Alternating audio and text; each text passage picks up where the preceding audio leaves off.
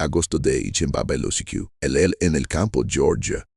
Se pegaba a la piel como una manta húmeda. Sarah Hayes se quedó de pie en el marco de la puerta de su cabaña. Sentada y salía, mirando a los tres jóvenes que habían sido su rutina durante 17 años. Los había cargado cuando no podían sostener la cabeza. Los había alimentado cuando lloraban sin descanso. Los había cuidado con fiebre, con tos, con pesadillas. Y aun así, nunca le dijeron madre, le decían mami, una palabra suave, casi cariñosa, pero siempre con la distinción, como si el cariño tuviera límites que nadie se atrevía a nombrar. Ese día, la plantación no se sentía como cualquier otro día. Había un silencio raro, no era calma, era expectativa. Como si la tierra supiera que algo estaba a punto de romperse. La razón era simple y a la vez peligrosa. Habían llegado agentes federales, no eran visitantes normales. No venían a comprar algodón, ni a negociar deudas, ni a cenar en la casa grande. Venían con papeles oficiales, maletines de cuero y una forma de mirar que incomodaba a todos. Se habían instalado en la oficina del administrador, la misma habitación donde durante años se escribieron nombres, como si fueran inventario, donde una vida cabía en una línea de tinta, seda, fuerza, salud, obediencia, donde el mundo se reduce a nomos. La carta que los trajo venía de una oficina del gobierno que, para muchos en Georgia, era una palabra que sonaba a amenaza. El Bureau, Reconstrucción, Investigación, Registros. Como si la guerra hubiera terminado, pero la pelea por el control recién estuviera empezando. Charles Grantham estaba furioso. Zara lo había oído desde la cocina, la voz seca, el vaso golpeando la mesa. Decía que era humillante, que los burócratas del norte no tenían derecho a revisar su bravi, sus papeles, su historia. Pero igual abrió los libros, no porque quisiera, porque sabía que negarse traía más preguntas. Y cuando un hombre poderoso teme preguntas, abre la puerta antes de que la rompan. Sarah no había entrado nunca a la oficina durante los años de esclavitud. Ni una vez.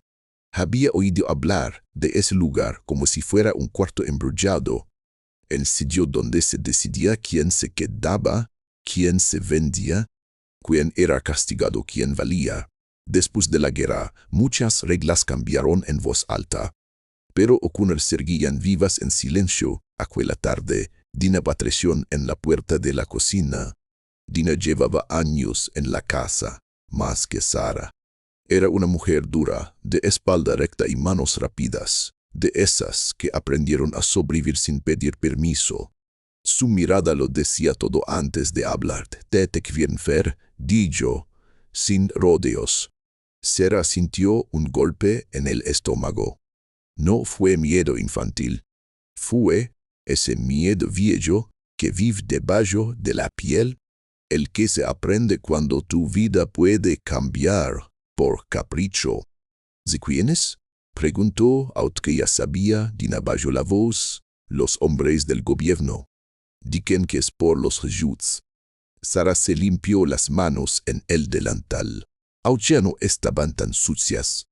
A veces uno hace pequeños movimientos para no caer, para sentir que aún le controla algo.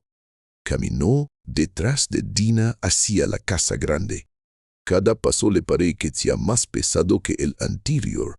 Subió los escalones de la entrada trasera, pasó por pasillos que conocía de memoria, pero que ese día parecían diferentes.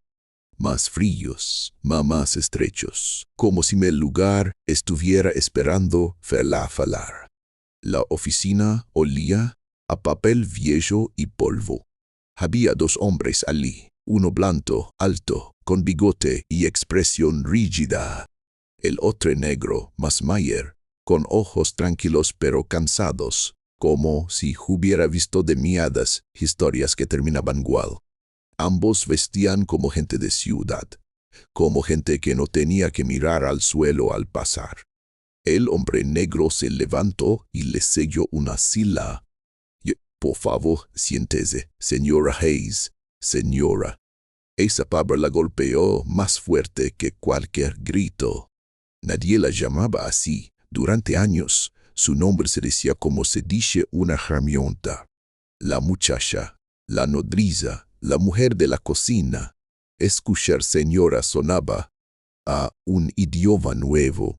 Sara se sentó despacio, puso las manos sobre su falda, evitó temblar.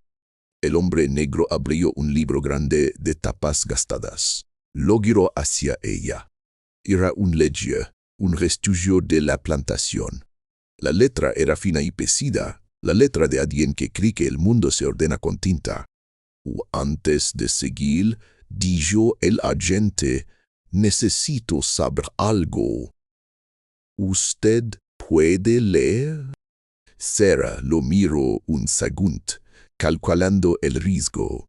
En Georgia, leer bien esclavizada podía ser sentencia.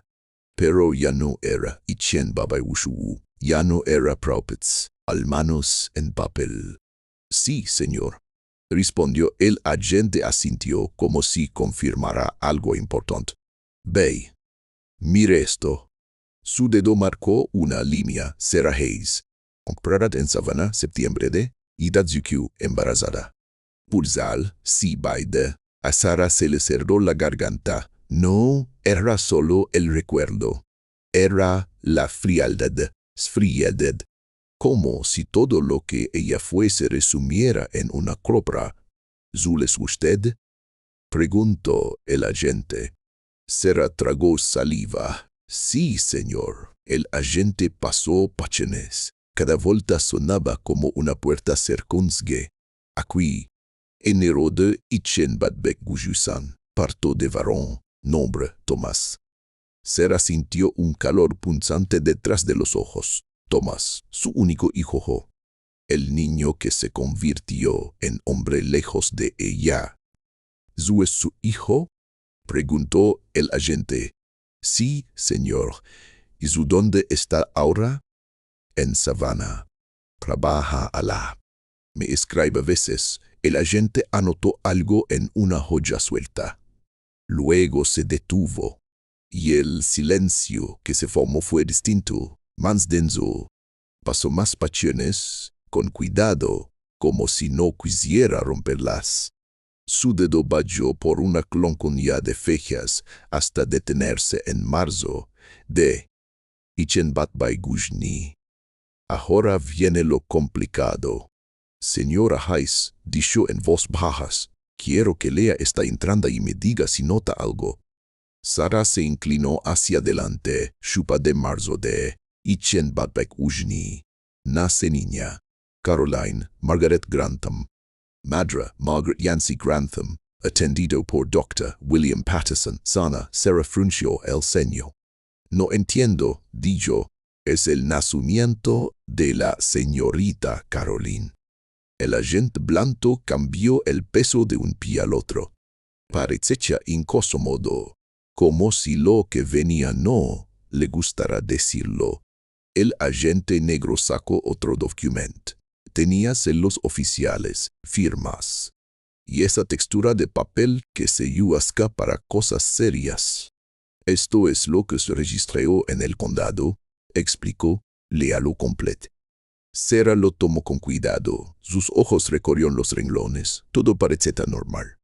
Hasta una nota pequeña acerca del final, una sección nodriza empleada. Y Ali, Sara Hayes. Eso no era raro, pero debajo. Nota, después de pelestos di, stus necesita, sprupis, nosta. La bebé pesenda. Una marca oscura en el hombro izquierdo. Forma de estrella. Sara sintió que el corazón se le detenía un lecund. Porque Tomás tenía la misma marca, en el mismo lugar. Ven tu bebé, una mancha que ella había besado 1000 veces, le temblaron las manos. ¿Usted notó esa marca cuando la amamantó por primera vez? Preguntó el agente negro con una suavidad que daba miedo. Sara abrió la boca, pero no salió voz. La habitación se inclinó.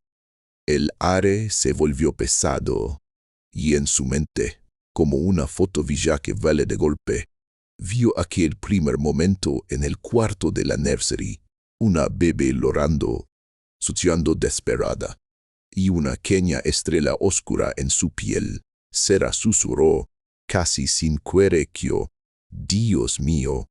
Y en ese instante, antes de que nadie dijera la verdad en voz alta, Sara entendió que los regunas no solo venían a ordenar papeles, ya venían a desenterrar un crimen.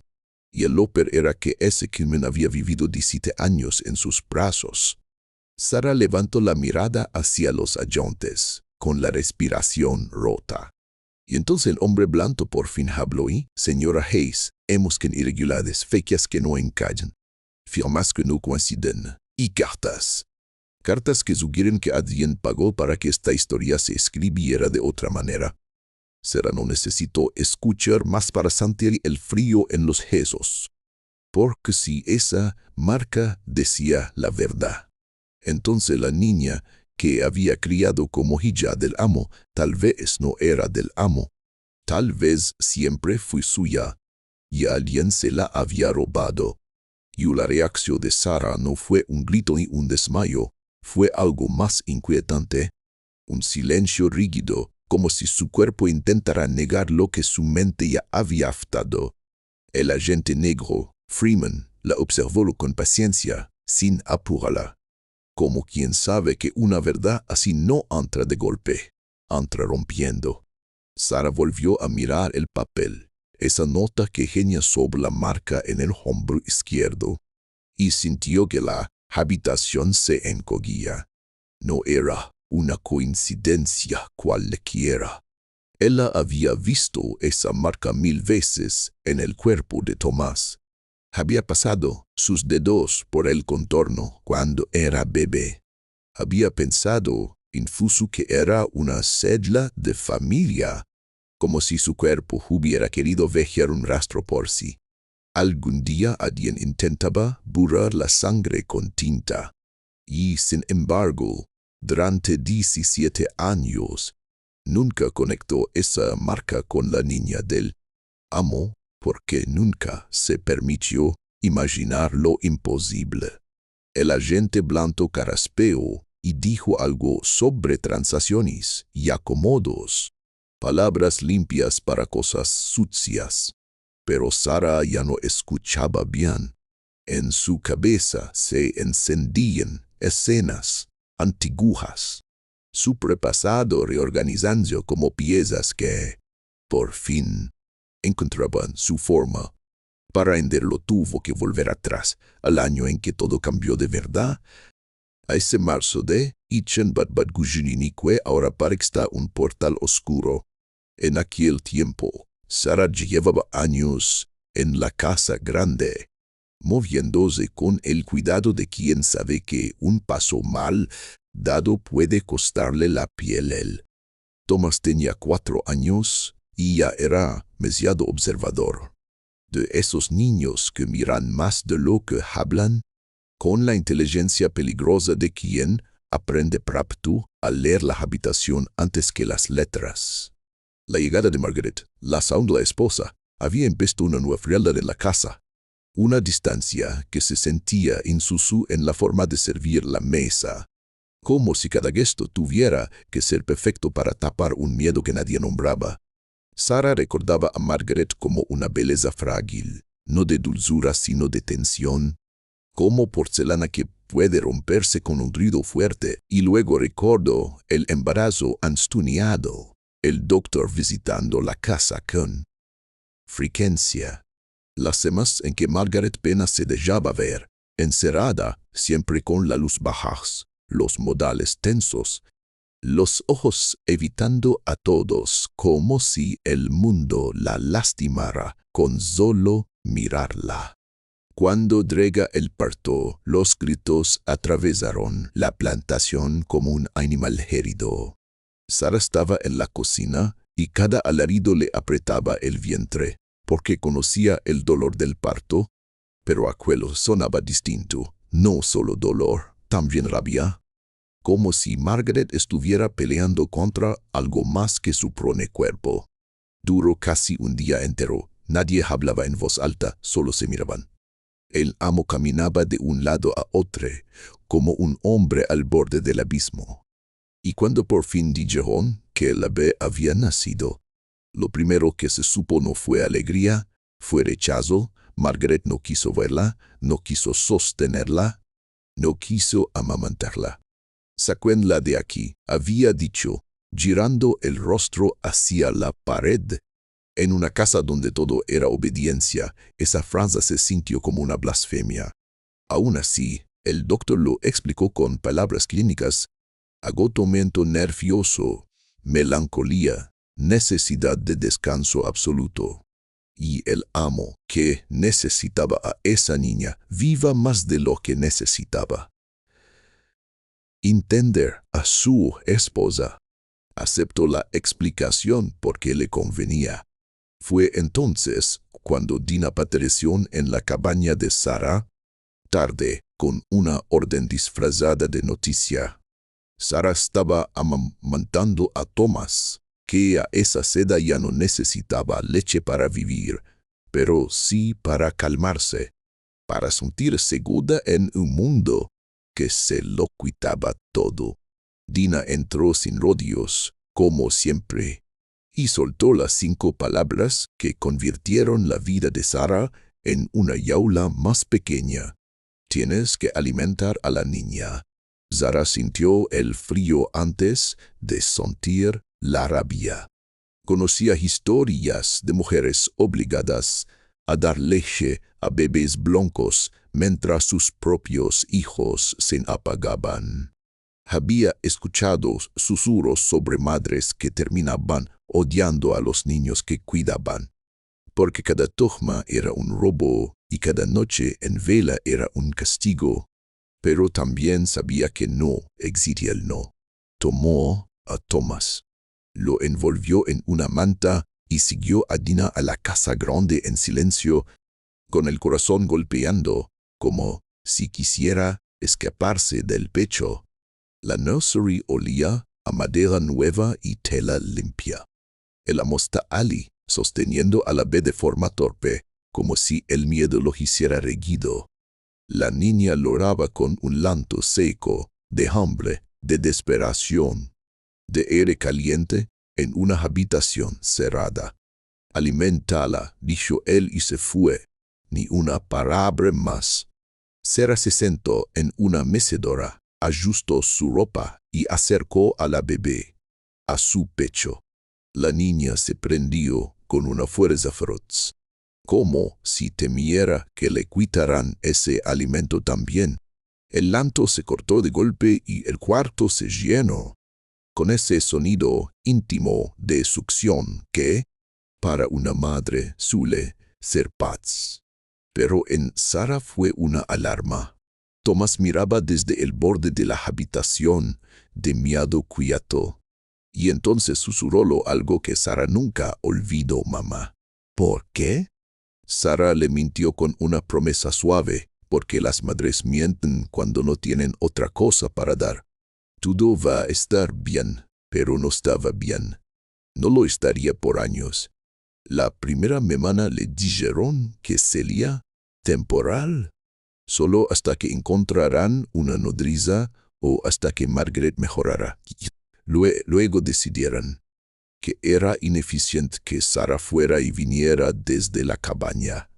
La mudaron a un cuartito pegado a la nursery, una cama estrecha, una venta hacia el jardín trasero, un lavamanos y en silencio que se volvía insoportable de noche. Thomas se quedó en la cabaña con una mujer mayor que cuidaba a varios niños a la vez. Sara empezó a ver a su hijo en fragmentos, 10 minutos en la madrugada, un rato al caer el sol, una mirada desde lejos cuando lo llevaban a comer. Y en cada visita Thomas parecía más serio, más lejos, como si se estuviera honrando para no necesitarla. Mientras tanto, la bebé Caroline se convirtió en el centro absoluto de su existencia. Comía cada 2 horas, lloraba con cólicos hasta quedar sin aire. Se dormía solo si la sostenían, enfermaba con facilidad. Sara aprendió a dormir sentada en la mecedora con el cuerpo listo para despertar al malmetimiento. Aprendió los sonidos exactos que significaban hambre, dolor o miedo. Aprendió a calmarla con la palma de la mano en la espalda, con canciones bajas, con el ritmo de un cuerpo que sabe cuidar, aunque el mundo lo trate como gemienta. Y lo más cruel fue que, a pesar de todo, Sara empezó a sentir cariño por esa niña. No un cariño fácil, sino uno que le daba vergüenza, porque cada sonrisa de Caroline era un recordatorio Thomas esperando solo en otro lugar. Cada vez que la niña se aferraba a su dedo, Sara sentía que traicionaba a su prone hijo. Pero el amor no siempre pide permiso. Chris en su entierra envenenada. El amo visitaba la nursery todas las tardes. No preguntaba por Thomas. No preguntaba por Sara. Solo miraba a Caroline dormida con una expresión que Sara no entendía del todo. No era ternura, era vigilancia. Como si temiera que el secreto se notara en la cara de la bebé. Margaret nunca perteneció. Por Alice, nadie hablaba de ella salvo para decir que seguía delicada, siempre con los calmantes que el doctor dejaba, siempre con la puerta cerrada. Y así pasaron meses hasta que, una mañana, la casa despertó con un rumor distinto. Susurros rápidos, pasos nerviosos. Dina entrando al cuarto de Sara con la cara pálida. Se fue, dijo, sin explicaciones. Margaret había muerto durante la noche. Demasiado calmante, demasiado silencio. Y nadie supo o nadie quiso decir si fue accidente o disocio. El funeral fue grande, como si el tamaño del evento pudiera tapar la miseria de lo ocurrido. Sara observó desde lejos con Thomas de la mano, viendo al amo sostener a Caroline frente a la tumba, rígido, sin lágrimas. Y en ese instante, mientras el sol caía sobre la tierra roja y el pastor decía palabras vacías, Sara sintió algo que le dio asco reconocer. Una parte de ella se alegró de que Margaret ya no estuviera, porque eso significaba que Caroline la necesitaría aún más, que su lugar al lado de la niña quedaría celado para siempre. Fue una alegría amarga, una alegría de cautiva, y la culpa le cayó encima como una piedra. Esa noche, de vuelta en el cuartito junto a la nursery, Sara miró a Caroline dormida y pensó en Thomas solo en la cabaña. Pensó en esa marca en el hombro que ahora, en Etienne Badbeck-Luxtu, volvía como un fantasma. Y aunque todavía no tenía las palabras, el yeso ya estaba escrito. La plantación no solo le estaba robando la libertad, le estaba robando la maternidad, pieza por pieza, hasta que no quedara nada que pudiera reclamar como suyo. Pero la historia no se detuvo ahí. Con Margaret enterrada y la casa grande empeñada en fingir normalidad, Charles Grantham se volvió más silencioso y más controlador, como si la muerte le hubiera dejado una deuda que solo podía pagar apretando las riendas. Sara siguió en el cuartito junto a la nursery, y Caroline creció pegada a su cuerpo. aprendiendo a caminar agarrada de su falda y buscando su calor intusu cuando ya no lo necesitaba para alimentarse. Grantham permitía esa cercanía porque le convenía. Su hija estaba viva, tranquila, y nadie hacía preguntas. Helen Bradford Drago Dispus, una viuda pratia, tomó el control del servicio doméstico con una eficiencia fría, sin gritos y sin explicaciones. Durante un tiempo pareció que el peor píxilo había pasado hasta que Helen, contra la expectativa, quedó embarazada y dio a luz a gemelos, Robert y Elizabeth. Helen no quiso amamantar. Encontró una nodriza, pero la mujer enfermó en el camino y el amo decidió sin discusión que Sarah serviría para los tres. Así, con Caroline aferrada, como si fuera aún bebé y los gemelos llorando por turnos. El cuerpo de Sarah quedó convertido en Horario, en Riquerso, en Prop y repetida. Thomas, ya de 9 años, lo vio todo desde la puerta una noche y no dijo nada. Al día siguiente empezó a llamar la señora cuando otros estaban cerca, como si esa era la distancia que le dolía menos. Creció Priptu, y cuando pasó a trabajar en el campo y luego en tareas de carpintería, su silencio se hizo costumbre. Sarah intentó alcanzarlo con migajas de tiempo, con palabras breves al amanecer, con un buen trozo de pan escondido en el delantal, pero el daño era lento y profundo. Él había aprendido que el amor podía ser alianza así no bastar. Caroline, en cambio, se volvió una niña brillante, de risa fácil, que seguía buscando a Sarah para todo, llamándola mami con una naturalidad que a veces sonaba dulce y a veces sonaba como una cadena. Robert y Elizabeth crecieron con el orgullo áspero del padre, y Sarah entendió pronto que su seguridad dependía de mantenerlos sanos, porque cualquier desgracia caería sobre ella. Luego llega la guerra como un rumor primero y como un cambio después. Hombres se fueron, regresaron heridos o no regresaron, y los separacios se torcieron. Sarah escuchaba el nombre de batallas sin entender mapas, pero entendía el miedo en la casa y en las cabañas. En Itzenbach-Bekluk llegó la noticia de la rendición llegó como un golpe seco. Grantham reunió a todos al frente de la casa y dijo que eran libres, que podían irse o quedarse por estadio. Nadie celebró la libertad para quienes no tenían tierra ni dinero. Se parecía damnificado a un salto al vacío. Sarah miró a los niños, miró su cuarto, y le dijo quedarse porque el hambre también mata. Grantham le dio 7 dólares al mes y comida. Era poco, y la palabra salario sonaba a truco cuando las tareas eran las mismas. Tomás no se quedó. A los 16, con la lectura escondida en el pecho, anunció que se iba a Savannah a buscar trabajo en los muelles. Sarah quiso retenerlo, pero vio en su mirada la necesidad de existir lejos de ese polvo, lejos de la historia que lo había hecho quioño. Se despidieron en voz bajas antes del amanecer.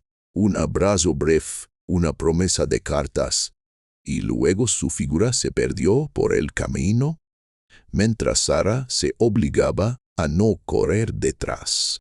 Después de eso, la casa se llenó de ausencias. Sarah guardaba las cartas de Tomás en una lata. Las releía a escondidas cuando la noche le dejaba un hueco y aprendió a reconocer su letra como si fuera una voz. Contaba que trabajaba, que aprendía números y rutas, que en Savannah había hombres libres que no bajaban la mirada, Cada carta era un alivio y una herida. Mientras tanto, Grantham vendió parcelas para pagar deudas. Helen recortó personal y los pasillos, ruidosos, quedaron huecos.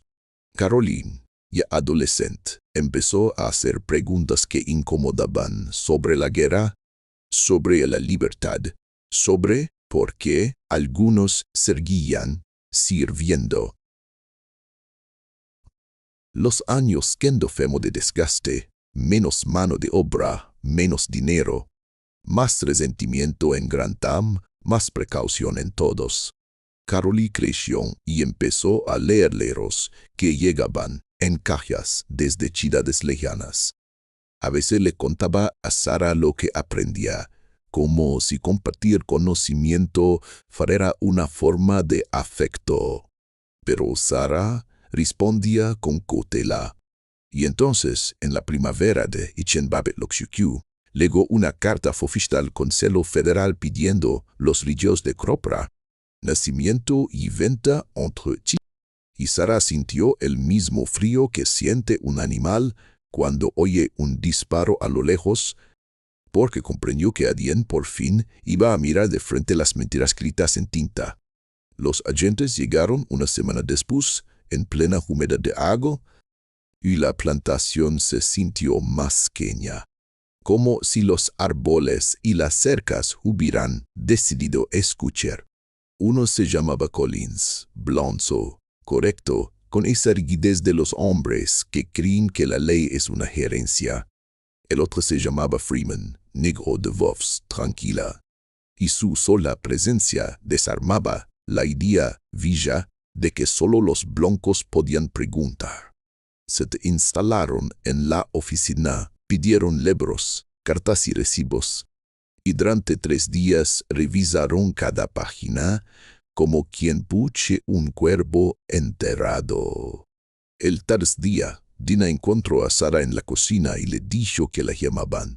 Sara cruzó el pasillo con el mismo miedo antiguo de siempre, pero al entrar vio que Freeman se levantaba y, con una cortesía que nadie le había dado antes, la invitaba a sentarse.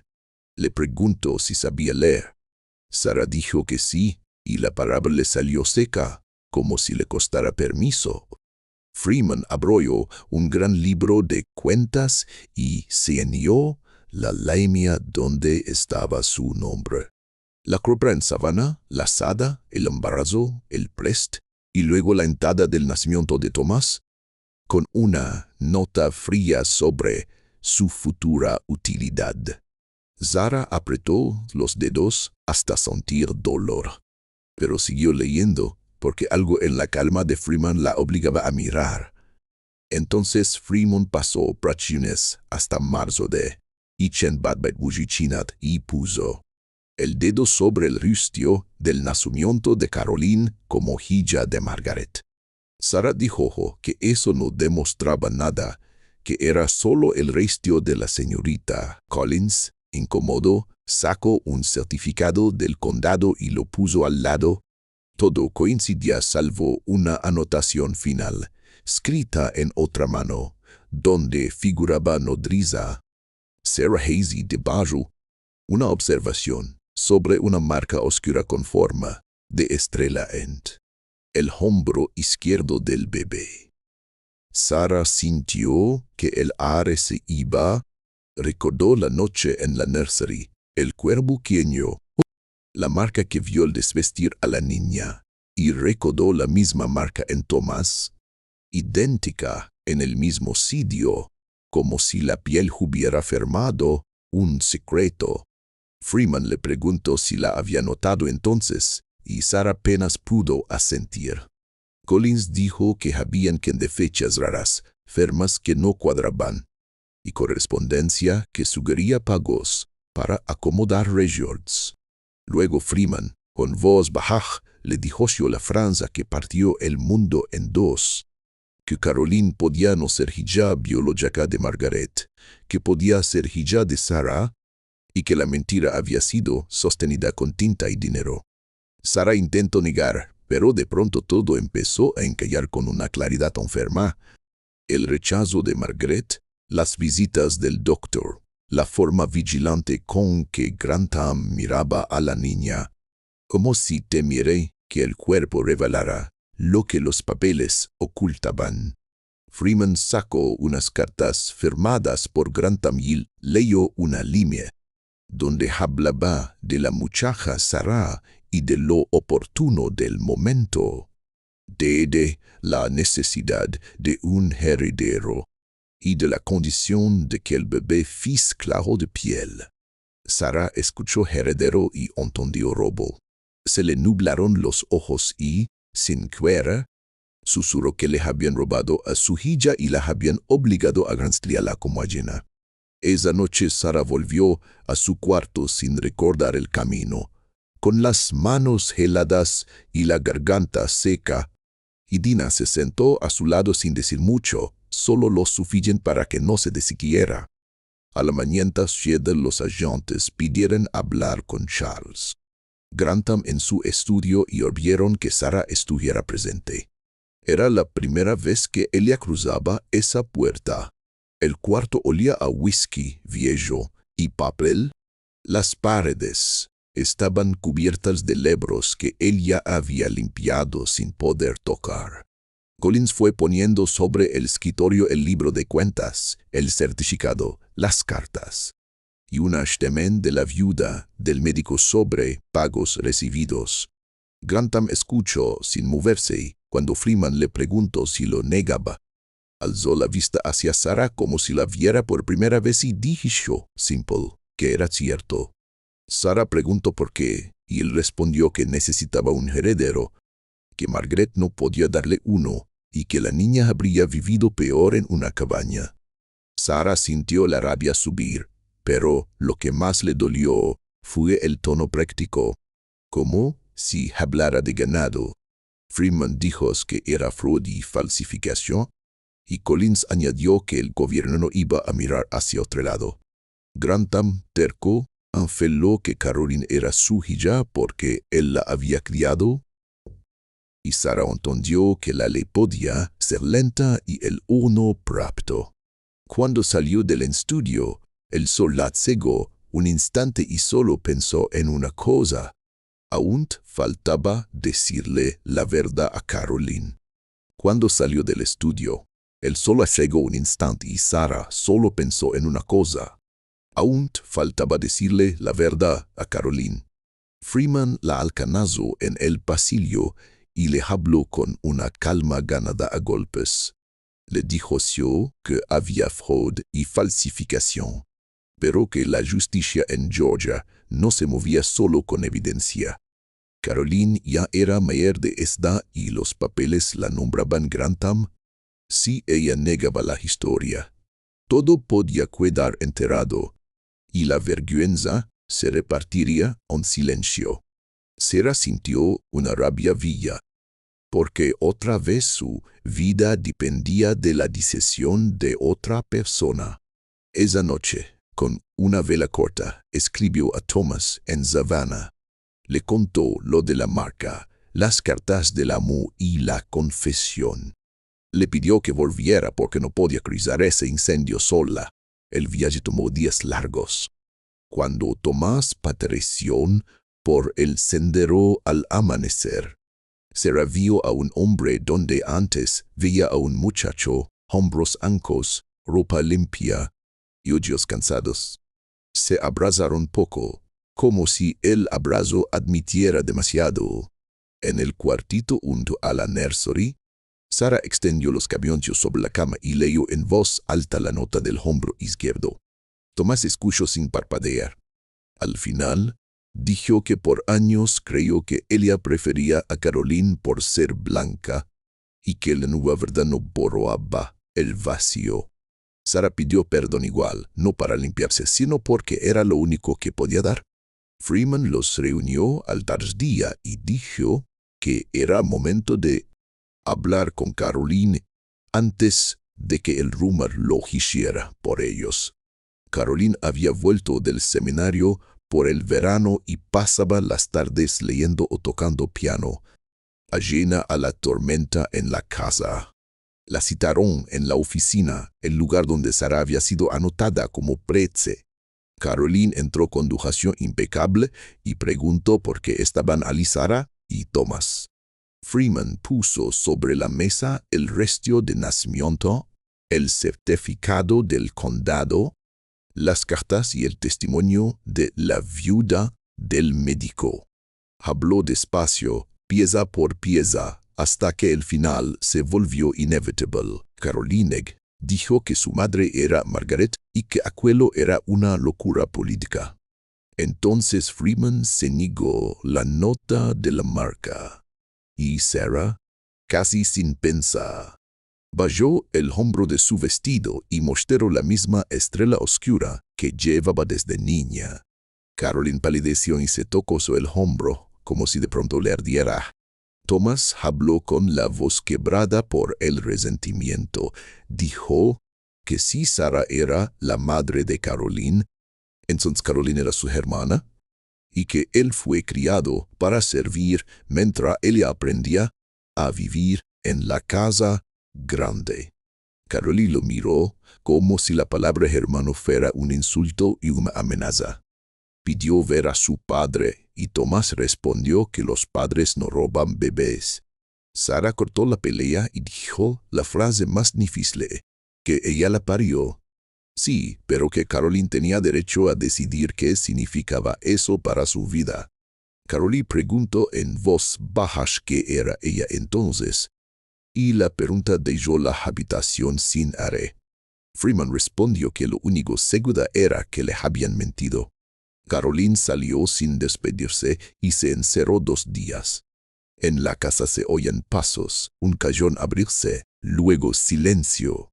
El tardía Patricia en la cocina con los ojos rojos y pidió escuchar la historia desde la boca de Sara, no desde los papeles. Se sentaron en el cuartito y Sara habló de la subasta, del miedo, de Tomás bebé y de la noche en que la obligaron a amamantar a una niña desconocida. Caroline escuchó sin interrumpir. Al final dijo que si todo era cierto, ella debía elegir entre el privilegio y la verdad. Sara respondió que cualquier camino tendría precio y que en el sur ese precio se paga con hambre, violencia o exilio. Caroline pidió tiempo. Antes de irse, Caroline se desabrochó el cuello con manos torpes y enseñó su pretinal marca, idéntica, como si la piel hubiese guardado un recibo. Se quedó mirándola largo rato. Luego miró a Sara con una mezcla de vergüenza y miedo, y susurró que toda su vida había sentido que le faltaba una pizza. Una explicación para la mirada rígida de su padre. Esa tarde no tocó el piano, caminó por el jardín como si buscara aire. Helen mantuvo a los gemelos encerrados y ordenó a los sirvientes que no comentaran nada. Pero Robert dejó caer una frase venenosa sobre sangre y reputación que se coló hasta la cocina. Tomás quiso marcharse esa misma noche, diciendo que no soportaba ver a Caroline sufrir por perder un privilegio que a él jamás le ordieron. Y Sara lo detuvo solo con la voz, pidiéndole que no la dejara otra vez. Sara vio a Dina cerrar la puerta y supo que en secreto estaba suelto afuera. Esa noche Freeman trajo otra noticia.